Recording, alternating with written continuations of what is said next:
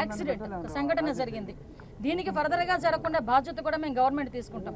ఇప్పటి వరకు జరిగిన దానికి కూడా చింతిస్తున్నాం.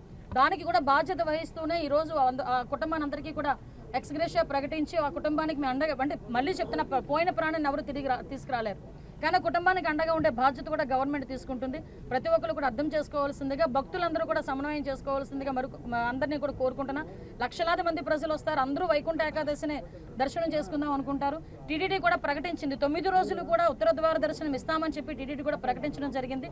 ఆ నేపథ్యంలోనే ప్రజలందరికీ కూడా టోకెన్లు ఇవ్వాలని ఒక మంచి ఉద్దేశంతో పనిచేసిన ఒక చిన్న పొరపాటు అయితే దురదృష్టకర సంఘటన ఇది, యాక్సిడెంట్ ఇది. కాబట్టి ప్రజలందరూ కూడా అర్థం చేసుకోవాల్సిందిగా కోరుకుంటున్నారు. ఇప్పుడు ప్రాథమిక నివేదిక ఇచ్చారన్నారు. సో ఈ ప్రాథమిక దర్యాప్తు ఏంటి వచ్చేసి సార్ ఓకే, ఏమైనా ఇందాక మీకు చెప్పానండి, ఎవ్రీవేర్ మేము సీసీ కెమెరాస్ ఏర్పాటు చేసుకుని ప్రతి ఒక్క కూడా వైఎస్ రికగ్నిషన్ కానీ వాళ్ళకి ఎక్కడైనా కుట్ర కోణం ఉందని ఆ కోణంలో కూడా మేము కూడా దర్యాప్తు చేస్తున్నాం. ఏదైనా కుట్ర కోణం ఉందా, లేకపోతే బై యాక్సిడెంట్ జరిగిందా, ఇప్పుడు ఇమీడియట్గా మేము కుట్ర కోణం ఉందని మేము మాట్లాడకూడదు, మా దగ్గర ఆధారాలు లేకుండా మేము మాట్లాడకూడదు. కాబట్టి ఒక ప్రాథమిక నివేదిక వచ్చింది, దీని మీద పూర్తి స్థాయిలో దర్యాప్తు జరపమని గౌరవ ముఖ్యమంత్రి గారు కూడా ఆదేశాలు ఇవ్వడం జరిగింది. దీని మీద మనం అబ్జర్వ్ చేసుకుంటే తిరుపతి అంశం అనేసరికి చాలా సెన్సిటివ్ అంశం. కాబట్టి దేశంలో ఉన్న ప్రధానమంత్రి నుంచి ప్రతి ఒక్కరు కూడా ఈరోజు మిగతా రాష్ట్ర ముఖ్యమంత్రులు కూడా స్పందించారు. కాబట్టి చాలా సెన్సిటివ్ ఇష్యూ, కాబట్టి ఏది పడితే అది మాట్లాడకూడదు. మా చేతులకి పూర్తి నివేదిక వచ్చిన తర్వాత డెఫినెట్ గా బాధ్యులు ఎవరైతే ఉన్నారో వాళ్ళందరి మీద చర్యలు తీసుకుని పడితే అందులో వెనుకడే ప్రసక్తి లేదు. భక్తులు శ్రేయస్సు ముఖ్యంగా మేము పనిచేస్తున్నాం.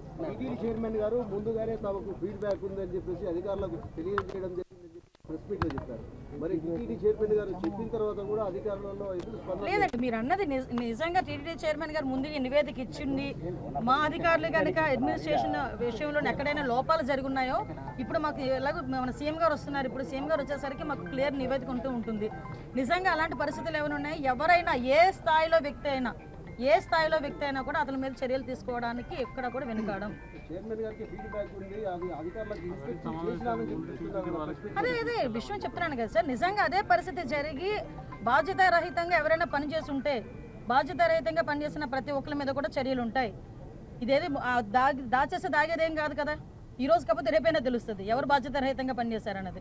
కాకపోతే ప్రతి ఒక్కరు కూడా బాధ్యతాయుతంగా పనిచేయాలని మేము కోరుకుంటున్నాం. ఎందుకంటే లక్షలాది మంది భక్తులు వచ్చే పుణ్యక్షేత్రం ఇది.